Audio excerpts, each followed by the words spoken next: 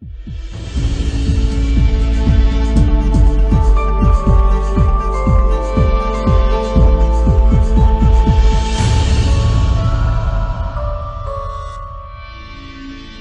gente, terminando a nossa jornada pelo Antigo Testamento. Uma caminhada longa que temos trilhado, mas uma caminhada de muito crescimento, de muito conhecimento acerca do Senhor. E louvado seja Deus por isso, porque agora falta somente 5 livros para completarmos ali os 39 livros do Antigo Testamento. Estamos no trecho que trata dos profetas menores. E hoje veremos mais 2 destes profetas. Estudaremos o livro de Sofonias e o livro de Abacuque. E estamos aí, chegando lá, quase no final. Depois de hoje, faltarão somente 3 profetas para a nossa igreja ter trilhado esta caminhada por meio de todas as páginas da Antiga Aliança. Vamos começar a aula de hoje falando sobre Sofonias. Vou começar aqui apresentando as informações básicas desse livro. O autor é o próprio Sofonias.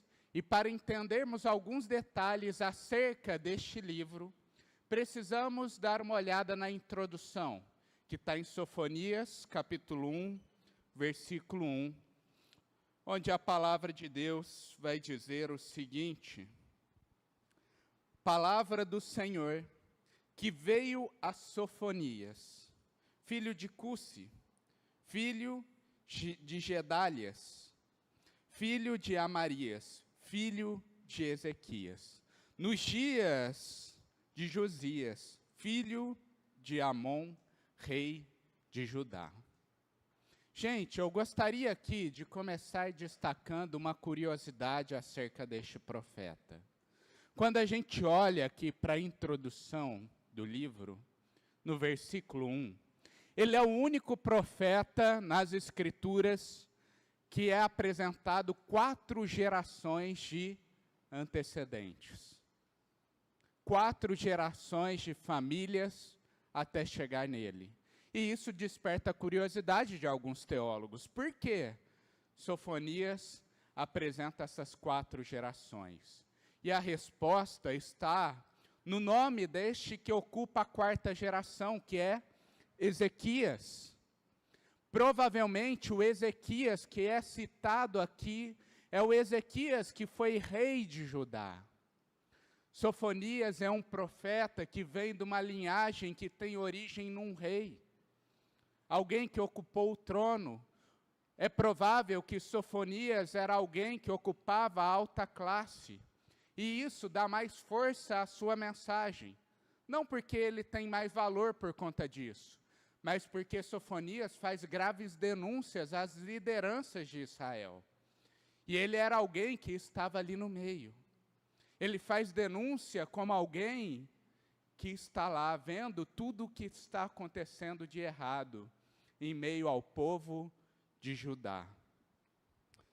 Outra coisa que a gente vê aí, nesta introdução, é acerca das datas dos eventos, quando que Sofonias profetizou. É dito no versículo introdutório que Sofonias ele profetizou nos dias de Josias, o rei de Judá. E é importante a gente ter uma visão panorâmica de como estava Judá neste período. Josias, ele foi um rei bom, viu, gente? Se vocês pesquisarem, vocês vão ver que Josias foi um rei fiel ao Senhor.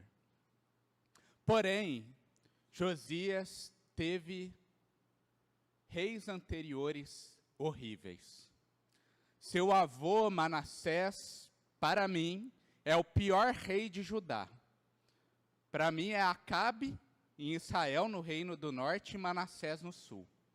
Manassés era terrível, ao ponto de que em 2 Reis 21:6 vai dizer o seguinte, que Manassés queimou o seu filho em sacrifício. Ele adivinhava pelas nuvens, era agoureiro, isso é evidente, né? aqueles que buscam a vidência, e tratava com médios e feiticeiros. Fazia continuamente o que era mal aos olhos do Senhor, e provocava então a ira de Deus. Este era Manassés, o avô de Josias. Depois vem Amon, um rei que também foi terrível. O pai de Josias seguiu nos mesmos caminhos que Manassés. E ele era tão ruim que nem durou muito tempo o reinado dele, não. Foi 2 anos. E aí já tiraram ele do governo. Então veja que Josias, ele assume o reinado em um período onde Judá se vê em um estado de caos. Depois de reis que buscavam a ídolos, buscavam a adivinhação, depois de encarar um rei que foi capaz de sacrificar o próprio filho, adotando prática dos povos estrangeiros. E é nesse contexto conturbado que surge então Sofonias. E vislumbrando o cenário, não preciso nem dizer que a mensagem é dura, que a mensagem é pesada.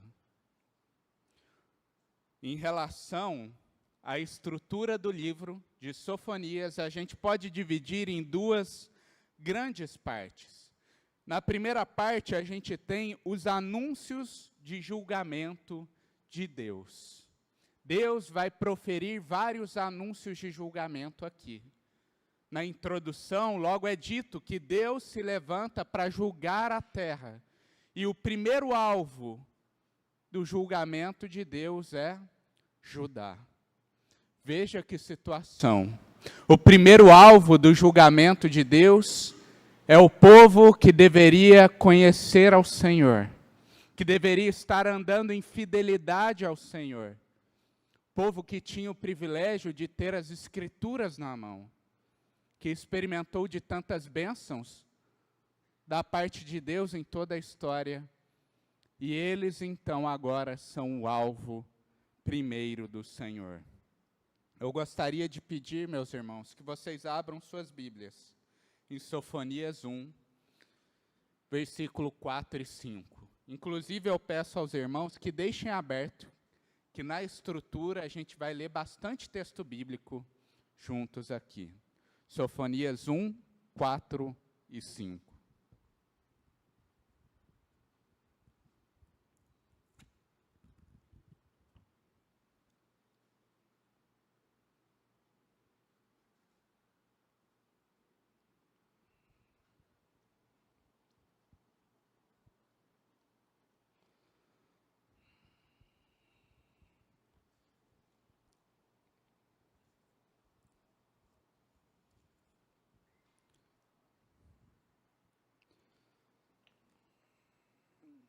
A palavra de Deus vai dizer o seguinte em Sofonias 1, 4 e 5.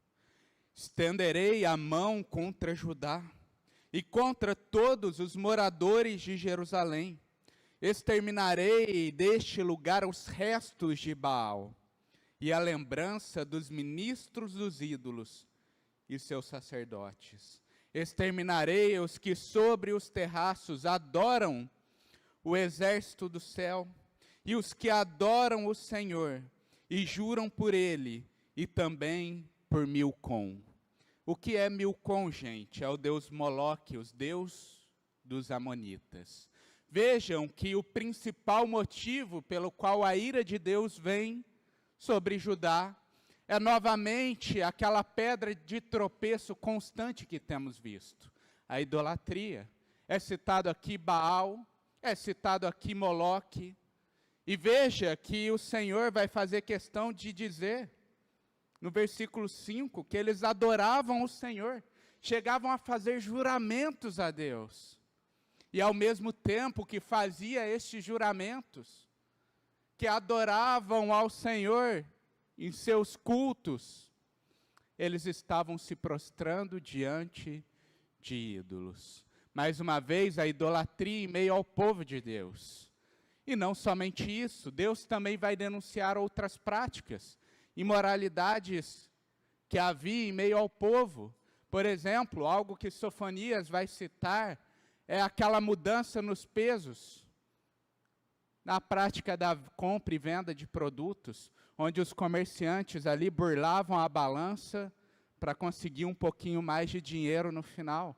Ou seja, neste caminho de idolatria, o povo também se afundava em questões morais. E por isso a ira de Deus vem sobre a nação de Judá. Sofonias, então, vai destacar isso. E chega um ponto onde Sofonias vai falar sobre um tema que também temos visto muito entre os profetas menores, que é a questão do dia do Senhor. E o texto é bem forte, eu gostaria de ler ele junto com vocês. Ainda no capítulo 1, olhem aí no versículo 14 em diante. Olha o que Sofonias vai dizer acerca deste dia que está chegando. Está perto o grande dia do Senhor. Está perto e vem chegando depressa.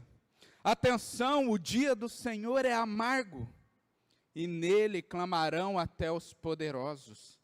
Aquele dia será um dia de ira, dia de angústia e tribulação, dia de ruína, dia de destruição, dia de trevas e escuridão, dia de nuvens e densas trevas, dia de toque de trombeta e gritos de guerra, contra as cidades fortificadas e contra as torres altas. Trarei angústia sobre as pessoas, e elas andarão como se estivessem cegas, porque pecaram contra o Senhor. O sangue dessas pessoas será derramado como pó, e a sua carne será espalhada como esterco.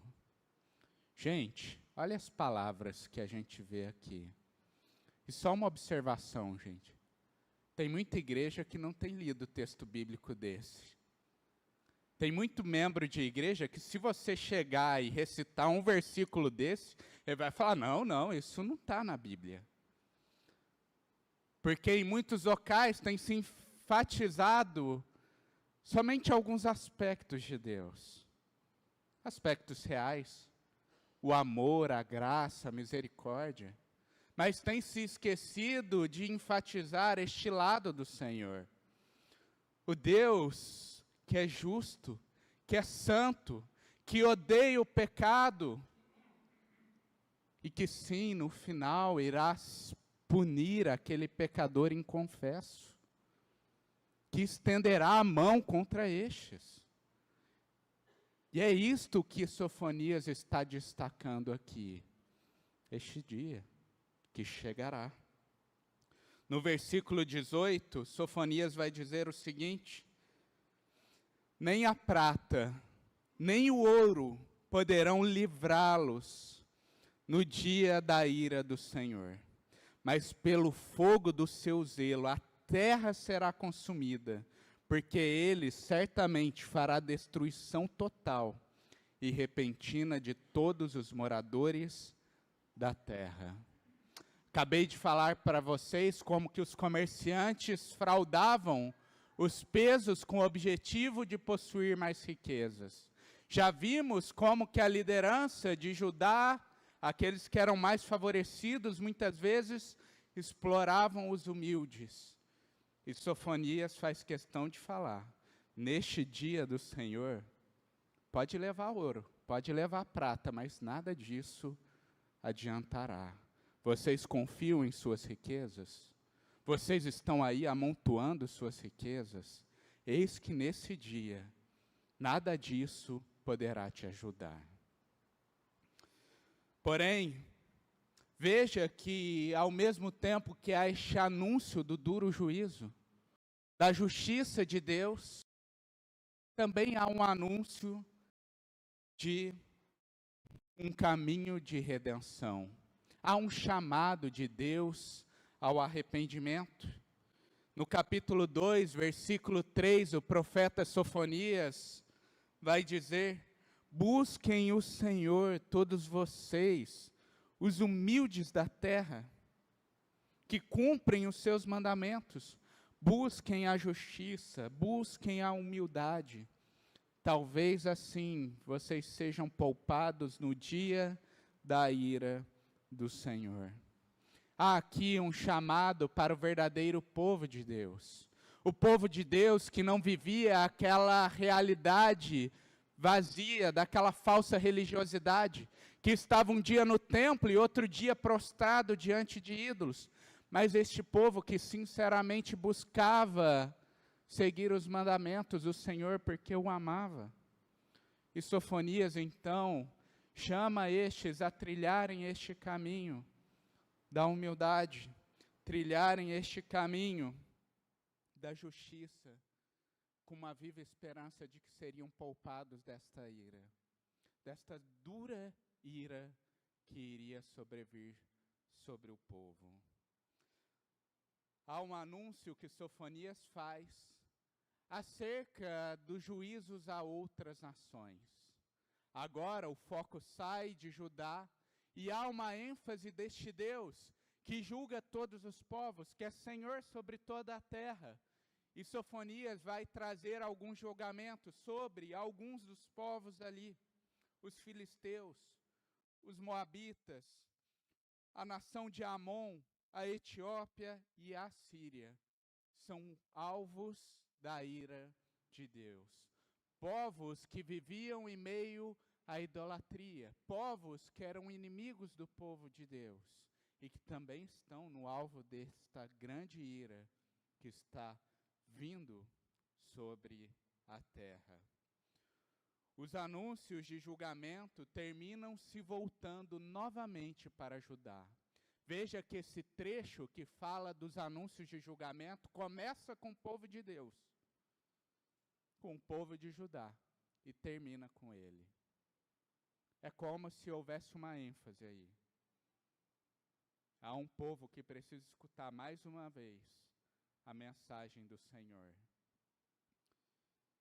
E a gente vê até o motivo do porquê eles precisavam escutar. No capítulo 3 de Sofonias, no versículo 1 e 2, onde o profeta vai dizer o seguinte: ai da cidade opressora, rebelde e manchada, não atende ninguém, não aceita disciplina, não confia no Senhor e nem se aproxima de Deus. O Senhor destaca aqui essa rebeldia de alguém que constantemente tem escutado os anúncios por meio dos profetas, dos juízos que sobrevirão, mas que não se atenta com isso, não aceita a disciplina, sofre as consequências dos seus pecados, mas novamente estão ali, pecando e pecando novamente. Este povo precisa ouvir, mais uma vez, do julgamento do Senhor que virá. Dessa forma, termina a primeira parte, e chegamos então na segunda parte do livro de Sofonias. Você passa para mim aí, Lucas? Onde a gente vai ver o seguinte, gente, na segunda parte do livro, a bênção e a restauração do Senhor. Você passa para mim, Lucas? A gente vê nessa segunda parte que o livro de Sofonias também não é este anúncio somente da ira, mas veja que Deus, em meio a este cenário turbulento, a constante desobediência, entrega uma promessa de restauração que chegará. Vamos ver aqui Sofonias 3, do 9 ao 12, onde a palavra de Deus diz: então darei lábios puros aos povos, para que todos invoquem o nome do Senhor e o sirvam de comum acordo.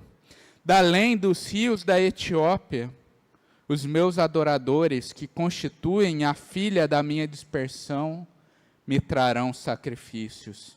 Naquele dia você não terá de se envergonhar de nenhuma das suas rebeliões contra mim, porque tirarei do meio de você, Jerusalém, os que exultam no seu orgulho, e você nunca mais se orgulhará no meu santo monte, mas deixarei no meio de você, um povo modesto e humilde, que confia no nome do Senhor. Veja que aqui, mais uma vez, acontece aquilo que até ressaltei na pregação de domingo à noite passada. Deus intervindo onde nós falhamos. O povo falhava em viver de maneira desobediente. Eles desonravam ao Senhor. Eles viviam em rebelião. E o que Deus fala? Eu darei lábios puros aos povos. Sinal deste Deus que vai remir um povo, que vai tratar um povo. Ele vai falar, vocês não terão mais que se envergonhar, porque eu tirarei do meio de vocês os orgulhosos. E deixarei então um povo humilde, modesto, que confia no nome do Senhor. Um anúncio de Sofonias que vemos o cumprimento na vida da igreja. Na igreja do Senhor, que é este povo que vem de além das fronteiras de Judá, como o próprio Sofonias fala aqui, que de além dos rios da Etiópia viriam essas pessoas, um povo que é tratado pelo Espírito Santo, um povo que adora ao Senhor em espírito e em verdade, porque Ele os resgatou da cegueira do pecado, da escravidão do mal. Queria separar aqui 3 aspectos teológicos para a gente enfatizar. O primeira ênfase teológica de Sofonias é que Sofonias anuncia o Deus que julga. Sofonias, mais uma vez, nos lembra deste Deus que, sim, é santo, é justo juiz e que odeia o pecado. E, gente, eu não sei qual é a impressão de vocês, mas parece que todo domingo de manhã que estou vindo aqui, ver os profetas menores, parece que isso está escancarado para a gente. Eu li, mais uma vez, meu sentimento é, mais uma vez isso.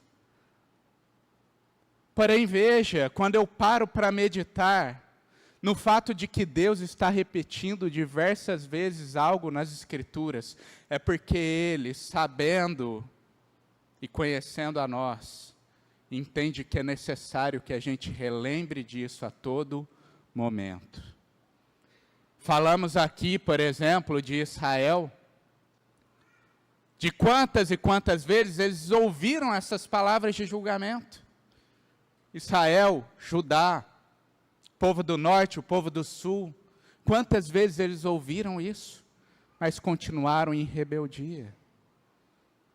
Então, talvez, o Senhor repita tanto isto para nós, porque é necessário que mais e mais uma vez a gente relembre isso, até que um momento isso incomode realmente o nosso coração. Até o momento que a gente se quebrante diante deste justo juiz, reconhecendo nossas faltas e reconhecendo quem Ele é. Outra ênfase é a questão do dia do Senhor. Dia do Senhor que fala de juízos que Deus realizou no passado, mas e que em muitos momentos aponta para a realidade do tempo futuro. Tempo onde os remidos do Senhor, aqueles que creram no Evangelho, irão encontrar misericórdia, mas onde os ímpios, os rebeldes, sofrerão a ira eterna. Mais uma vez, Sofonias nos lembra disso, deste dia do Senhor, dia de trevas, dia de angústia, dia de sofrimento para muitos. Por último, Sofonias também nos lembra do Deus que restaura. Isto talvez seja uma das grandes belezas que temos visto nestes profetas. Como que sim, eles lidam com momentos difíceis, com momentos de grande rebelião, de muitos pecados, e há muitos anúncios de juízos, mas sempre há promessas entrelaçadas a isso. E aqui vemos mais uma vez Deus prometendo coisas ao seu povo. E este Deus que restaura, formaria para si um povo, e este Deus que restaura, restaurará todas as coisas ao final da história desta terra.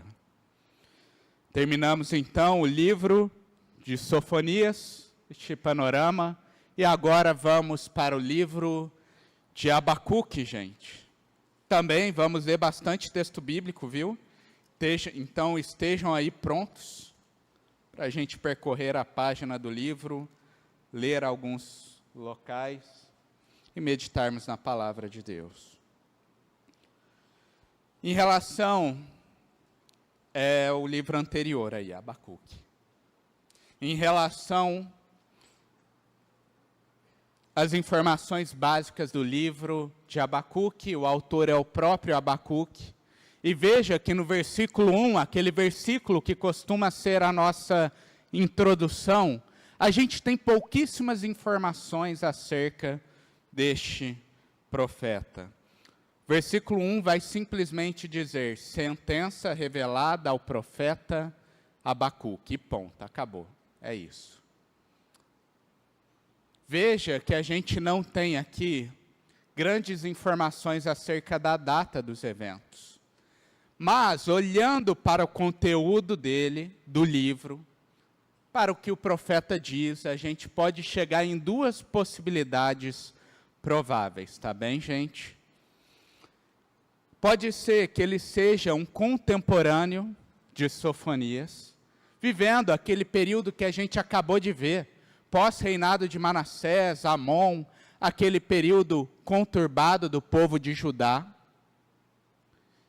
Ou a outra possibilidade é que ele tenha profetizado no reinado de Jeoaquim. Quem foi Jeoaquim? O último rei de Judá, antes da queda para os babilônicos, tá bem? E os dois períodos são caóticos. Os dois períodos são períodos de pecado, de um povo que está rebelde ao Senhor, e agora eis que está surgindo um inimigo. Desde a época de Josias estava surgindo um povo que era poderoso. As notícias estavam chegando a Judá. Quem é este povo? Povo que é nomeado por Abacuque como caldeus, que mais tarde formaria o novo império da Babilônia. Ou seja, Abacuque está vivendo neste momento, onde o povo de Deus se vê em declínio, com a Judá arrasada, depois de anos e anos de muita rebeldia, corrupção, agindo contra o Senhor. E ele está ouvindo a notícia de um povo que está crescendo lá fora. É nesse momento que vive Abacuque. Só uma observação importante, gente, que eu esqueci de citar aqui, é o significado do nome de Abacuque, que é interessante a gente ressaltar. O provável significado do nome Abacuque é abraço, e tem uma conotação de alguém que é amado, que é cuidado por Deus. Este é o significado do nome de Abacuque. Em relação à estrutura do livro, a gente pode dividir ela em 3 partes. E a primeira parte são os questionamentos do profeta e as respostas de Deus. Uma das coisas que eu acho mais interessante do profeta Abacuque é que ele parece gente como a gente. E por que eu quero dizer isso? Porque, pessoal, às vezes, quando a gente olha para os profetas bíblicos, parece que eles são pessoas extremamente elevadas, né? Porque eles vão lá, eles anunciam aquelas palavras, eles falam aquilo e parece que eles não têm dúvida nenhuma percorrendo o coração.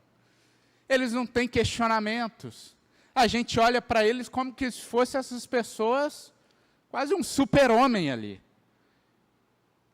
Que não há dúvidas em questão nas razões da fé.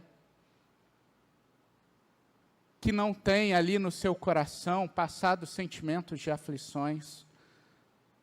Tirando Jonas, que é o profeta fujão, os outros a gente acha que é tudo incrível. E eis que surge Abacuque, alguém que é como a gente, alguém que demonstra ser uma pessoa com questionamentos, com dúvidas, e que busca o Senhor para encontrar respostas. Vamos olhar junto o primeiro questionamento de Abacuque. Está em Abacuque 1, 2 e 4.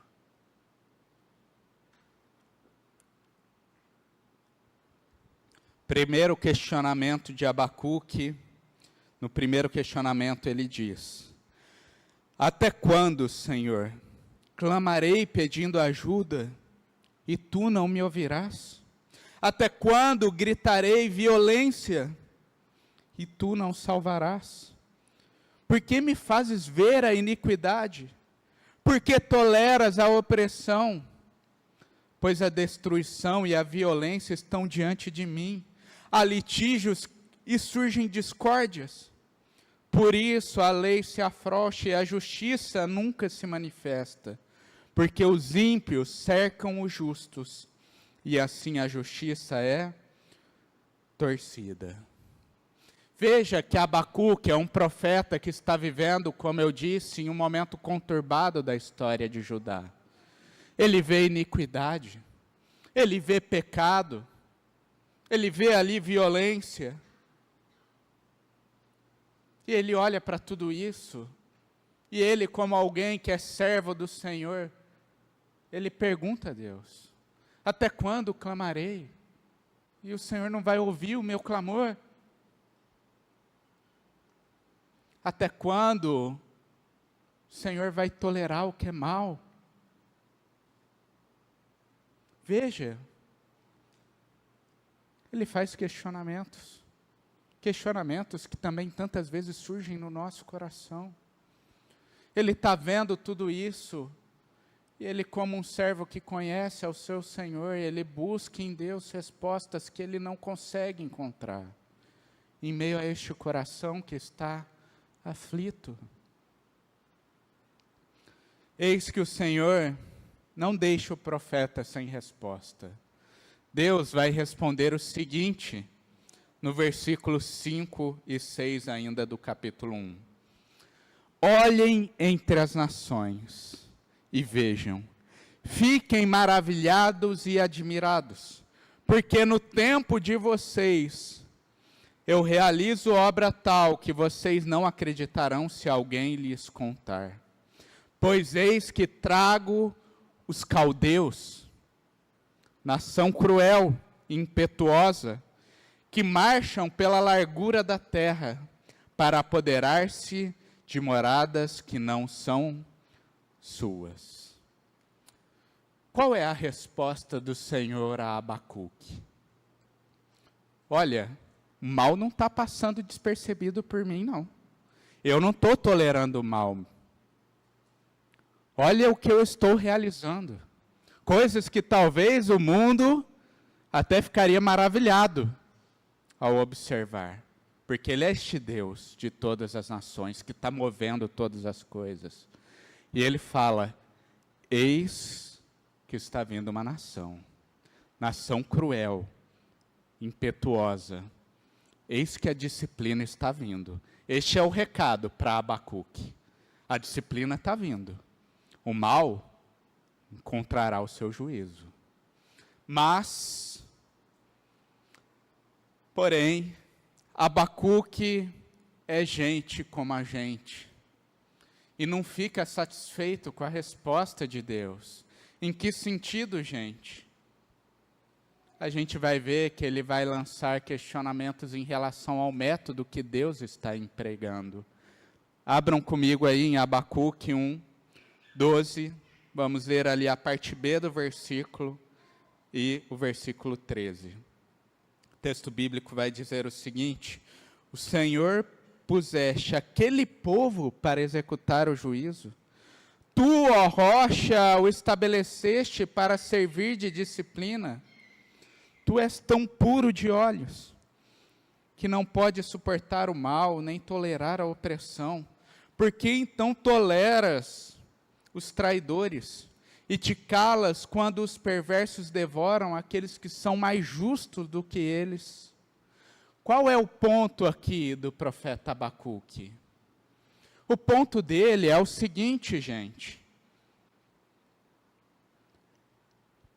Ele vai questionar esta questão do método da disciplina, e ele vai dizer, Senhor, o Senhor vai usar esta nação, que tu mesmo disseste que é uma nação cruel, impetuosa, uma nação que está infestada de pecado, para trazer juízo sobre o teu povo.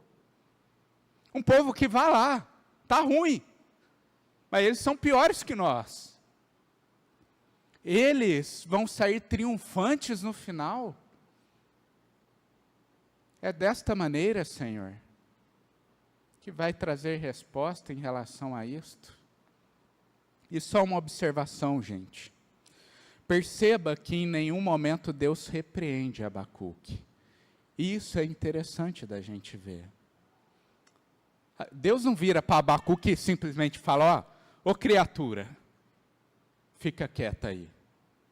Deus não repreende o profeta. E por que ele não repreende? Veja que Abacuque, ele não está lançando esses questionamentos como alguém que quer levantar acusações contra o Senhor. Alguém que no seu íntimo está querendo ofender a Deus. São perguntas de um servo, que está repleto de dúvidas rondando o seu coração, que está em meio à grande aflição, e ele só encontra um caminho. Quem que eu vou procurar? Senão o próprio Deus. E é por isso que ele está questionando, que ele está tecendo as perguntas. E Deus, graciosamente, mais uma vez, responde ao profeta Abacuque. Veja o que Deus vai dizer em Abacuque 2, no versículo 2 e 4. O Senhor me respondeu e disse, escreva a visão, torne-a bem legível sobre tábuas, para que possa ser lida até por quem passar correndo. Porque a visão ainda está para se cumprir no tempo determinado. Ela se apressa para o fim e não falhará. Mesmo que pareça demorar, espere, porque certamente virá, não tardará. Eis que a sua alma está orgulhosa, e aqui é Deus falando aos caldeus, tá bem? Eis que a sua alma está orgulhosa, falando dos babilônicos. A sua alma não é reta nele, mas o justo viverá pela fé. Deus declara aqui ao profeta que sabe do orgulho dos babilônicos e manda um recado para estes. Deus destaca o orgulho. Deus destaca que a alma deles não é reta perante o Senhor. Deus não deixará de se atentar à maldade que há naquela nação. No tempo certo virá também juízo sobre eles. E Deus declara, mas o justo viverá pela fé. Há um povo que encontrará vida. Quem é? Estes que buscam ao Senhor pela fé.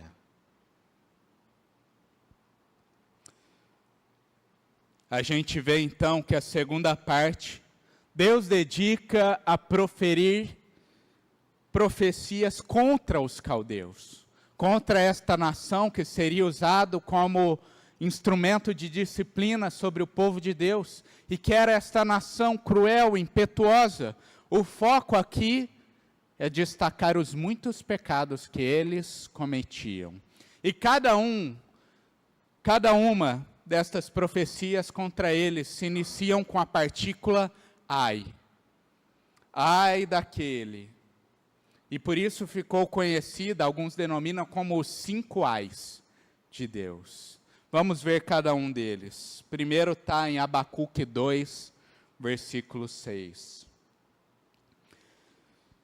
Ai daquele que acumula o que não é seu, até quando? e daquele que se enche das coisas penhoradas. No versículo 9, Deus vai dizer: ai daquele que ajunta em sua casa bens mal adquiridos. No versículo 12, Deus vai dizer: ai daquele que edifica uma cidade com sangue e a fundamenta na iniquidade. Esta nação que ia ali destruindo e destruindo povos e construindo cidades acima. No versículo 15 e o 16 parteado, Deus vai dizer: ai daquele que dá ao seu companheiro vinho misturado com o seu furor, e que o embebeda para lhe contemplar a nudez. Você ficará coberto de vergonha em vez de honra. Só para explicar este versículo, gente, aqui é muito provável que seja uma prática babilônica de zombar daqueles que eles conquistavam. Eles ali tomavam o vinho, mas embebedavam o outro com a finalidade de fazer zombaria com este. Assim como a gente vê lá no início, por exemplo, com Noé. Acontece com Noé naquela passagem com seus filhos, né? E aí eles contemplavam a nudez, zombavam daquela pessoa. Deus fala o que para ele? Que no final você ficará coberta de vergonha em vez de honra. E por último, o último ai, está no versículo 19 e 20, que vai dizer: ai daquele que diz à madeira, acorde, e a pedra muda, levante-se. Pode o ídolo ensinar? Eis que está coberto de ouro e de prata, mas no seu interior não há fôlego nenhum. O Senhor, porém, está no seu santo templo. Cale-se diante dele toda a terra. A exortação de Deus quanto à idolatria que era presente no meio daquele povo. Que hoje, domingo à noite, a gente vai ver mais uma experiência disso. Dando um spoiler da pregação do Léo. Um povo que se dobrava diante de ídolos, feito por mãos humanas. Ídolos que não tinham fôlego de vida. Mas em contraste, Deus declara que Ele está no seu santo templo. Então cale-se diante de mim. Cale-se diante de mim. A gente sabe, à luz das Escrituras, que esse juízo prometido de Deus aos caldeus que formariam ali os babilônicos é cumprido. Em tempos posteriores, rei Ciro, que foi levantado pelo Senhor, rei da Pérsia, chegaria ali e destruiria aquele que era um império que se orgulhava por ter muito poder, que se orgulhava por ser este império cruel. Eles experimentam do juízo de Deus. A terceira parte termina com uma oração do profeta. Eis que o servo que se via aflito, inquieto, triste, cheio de dúvidas, termina com uma bela declaração diante do Senhor. Lembra, o livro começa com vários questionamentos. Abacuque cheio de dúvida, ele olha para o mundo e parece que nada tem sentido. Ele busca o Senhor e ele então encontra a resposta. E ele reconhece a grande obra que Deus realizaria na história. O livramento que haveria sobre aqueles que criam no Senhor. E ele faz então esta oração como uma declaração de confiança e alegria renovada no próprio Deus. Vamos ler junto uma parte desta oração que é muito linda. Abacuque 3, do 12 ao 19, a gente vai estar lendo aqui. Tá joia? Abacuque 3, do 12 ao 19. A palavra de Deus vai dizer o seguinte.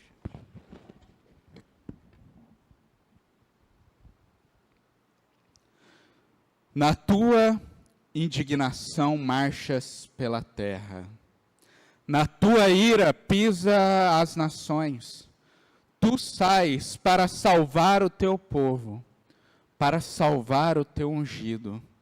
Feres o chefe da casa dos ímpios, deixando descoberto dos pés a cabeça.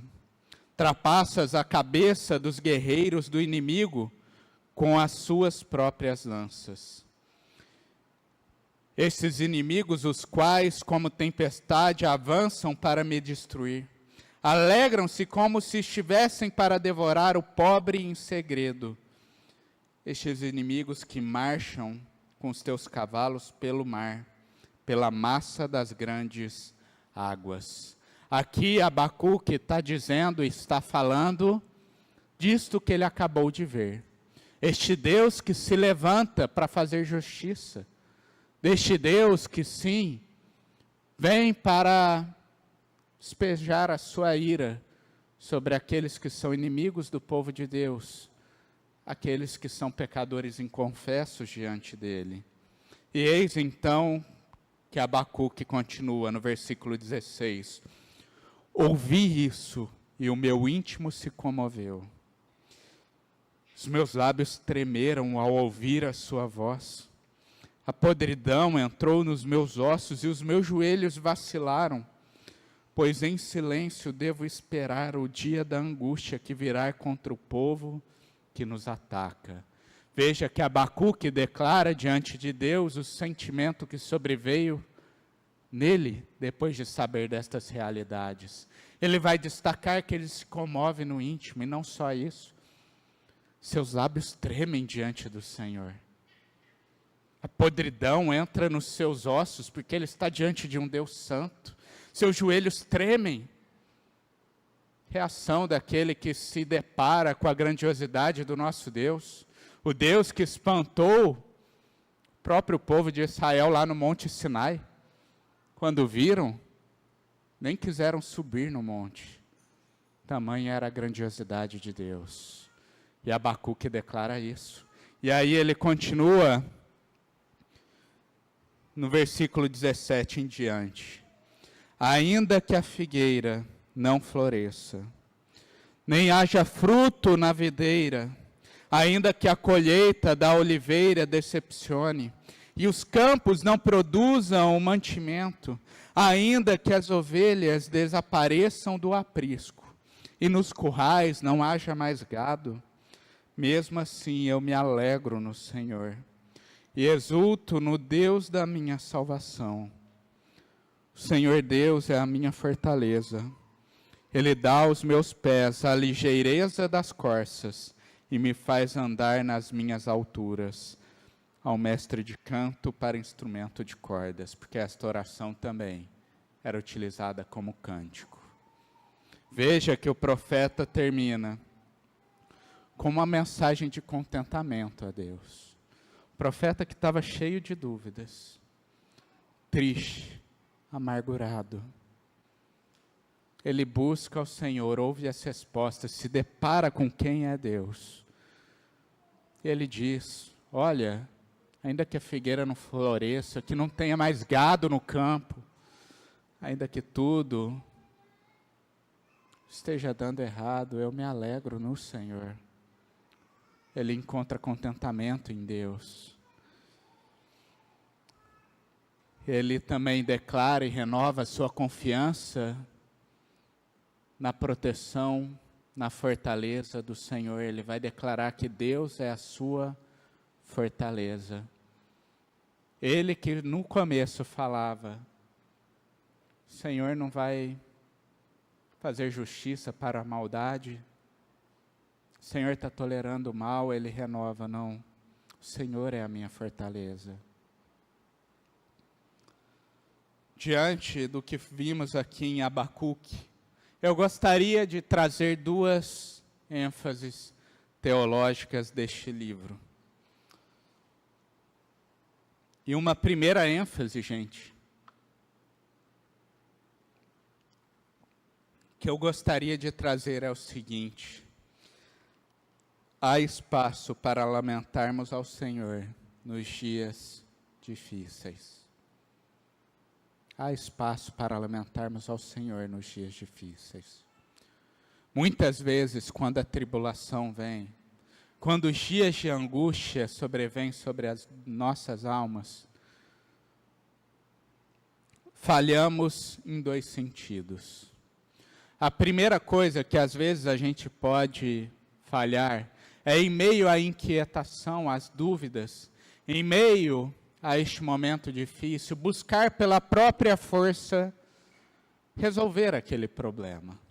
Não buscarmos ao Senhor, mas acharmos em nosso orgulho que nós mesmos podemos encontrar as respostas.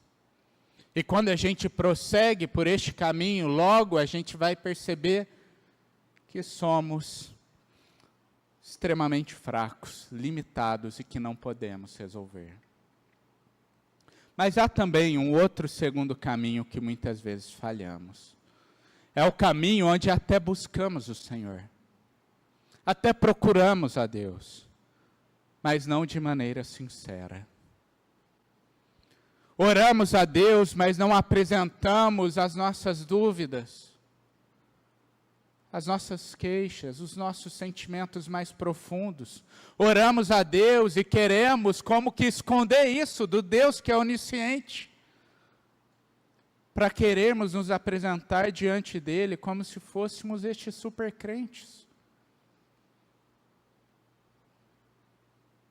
Oramos a Deus, Senhor, estou aqui, vivendo um momento de tribulação, mas eu ainda confio no Senhor. Quando no teu coração o sentimento é de dúvida. E você deveria procurar ao Senhor e falar, Senhor, eu estou passando por uma tribulação. E sabe qual é o sentimento no meu coração? Eu tenho tido dúvidas em relação a Ti, Senhor. Me traz resposta. Veja isso que Abacuque fez, em nenhum momento Deus o repreendeu.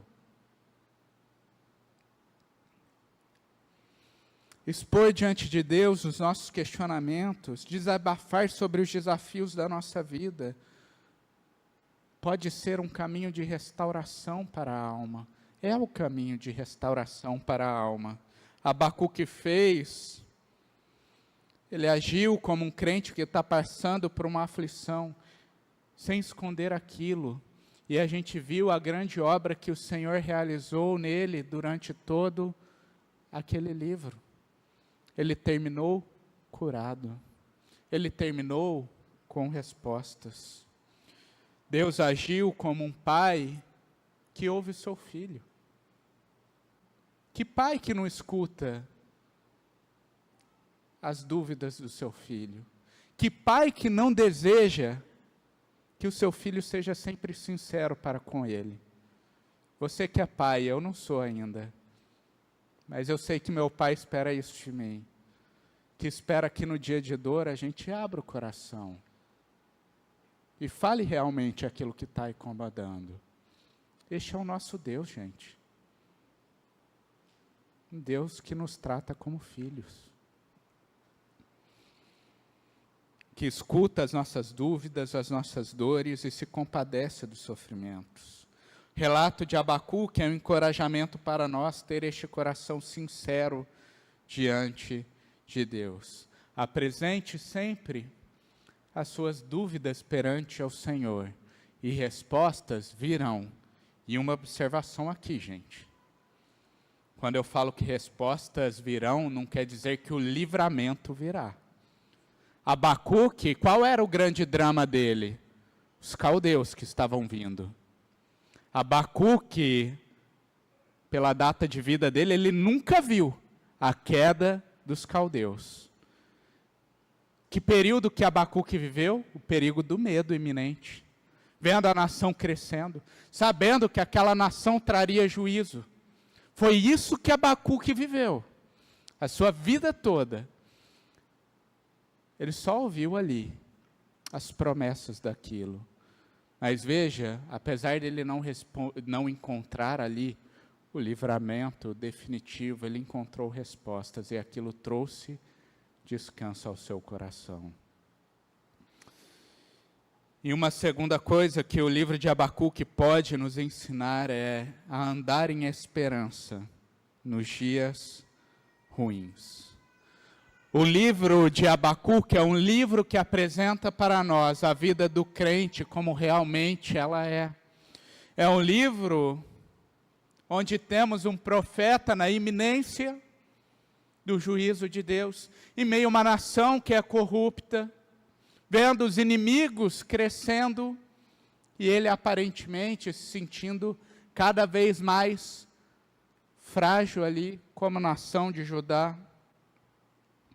E é em meio a este contexto conturbado que ele vai dizer no versículo 17 e 18 do capítulo 3, ainda que a figueira não floresça, nem haja fruto na videira, enfim, mesmo assim eu me alegro no Senhor e exulto no Deus da minha salvação. Ele nos lembra da grande verdade que várias vezes andaremos neste mundo não vivendo dias bons. E a grande realidade, meus irmãos, é que tem muito crente, inclusive, que vive mais dias ruins que dias bons. Tem crentes que têm vivido uma luta diária e que celebra o Senhor quando tem um dia da semana que experimenta de descanso. Tem muitos que estão assim, gente.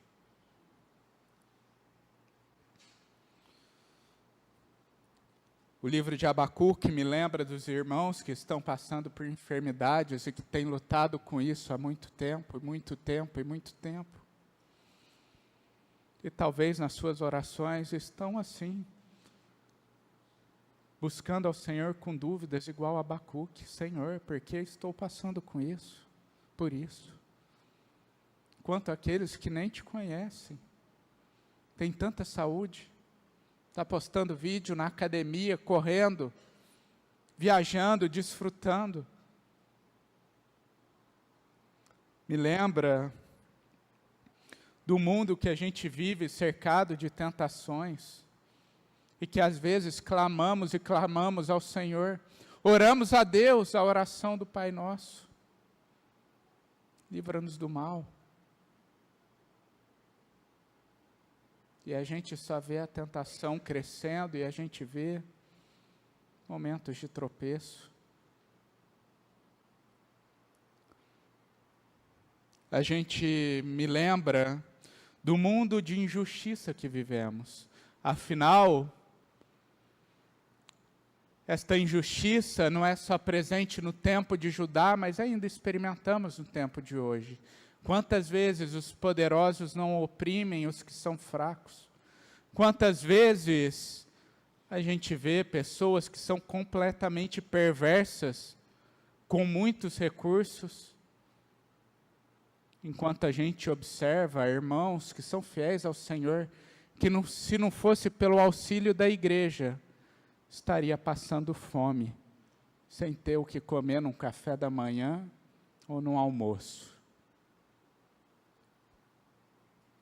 Isso para não citar os nossos irmãos que estão em perseguição. Nossos irmãos que vivem o medo iminente, assim como Abacuque, em relação aos inimigos de Deus. Onde eles são minoria em meio a uma maioria que os ameaça. Que dorme talvez com medo de perder a vida no dia seguinte. Este é o cenário da vida de muitos dos crentes. Vivendo nestas realidades, vai surgir os questionamentos: onde está Deus? O Senhor não se importa com o mal, Ele se esqueceu dos seus filhos. Mas veja que é nesse contexto de muitas dúvidas que Abacuque encontra uma resposta vinda da parte de Deus que o enche de esperança. E que resposta é essa? A resposta de que Deus, sim, se atenta para o mal. E no devido tempo trará juízo sobre aqueles que hoje oprimem o seu povo. Estes que andam nos maus caminhos. E Deus salvará também o seu povo. Deus entregará a salvação ao seu povo. Uma esperança que deve permear o coração do crente, que sabe que dias maus virão, que tribulações virão, mas que no final encontraremos redenção, salvação da parte de Deus. Eu coloquei ali uma pintura que eu particularmente gosto muito, por causa do significado que há nela. Esta pintura é uma pintura muito clássica de Cristo, que a gente denomina como Cristo Pantocrator. E nesta pintura, se você olhar um detalhe nela, ela traz um aprendizado enorme. Veja que de um lado, deste lado direito aqui, Deus está com as mãos desta forma. Cristo está com a mão desta forma. Este sinal era um sinal que se referia ao ato de bênção. Ao aspecto de que sim, Cristo é esse Senhor gracioso, que derrama bênção sobre o seu povo e que ama o seu povo em sua infinita misericórdia. Veja que até o olhar que está do lado da mão da bênção é um olhar mais leve, porque denota isto, este aspecto de Jesus. Mas eis que do outro lado, Jesus está com um livro à mão. Que livro é esse? As Escrituras, o livro da lei. E olha que deste lado que Jesus está com o livro da lei, o olhar já é um olhar pesado, duro, como se fosse um olhar de ira santa. Para lembrar que este Jesus, que sim, é amoroso, gracioso, para com o seu povo que crê nele e que ama o Evangelho, é também justo juiz, que odeia o pecado e que faz justiça no devido tempo. Felizes são aqueles que reconhecem a misericórdia de Deus, que declaram: Deus é a minha fortaleza, que reconhecem o quanto são pequenos e o quanto necessitam da graça. Tristes são aqueles que encontrarão o justo juiz, não coberto pelo sangue de Cristo, mas confiando em suas obras que são repletas de pecados. Este encontrarão o Cristo que sim, é um Senhor irado. Como diria Jonathan Edwards, teólogo antigo, são os pecadores na mão de um Deus irado. Que possamos aguardar em Deus e nutrir esta experiência, essa esperança do tempo futuro, sabendo que os dias maus terão fim, que haverá o tempo em que a justiça será plenamente executada e que nós encontraremos o favor de Deus e uma vida eterna, livre dos males desse tempo, livre do pecado, crendo que o justo viverá pela fé. Há um tempo novo reservado a nós. Amém?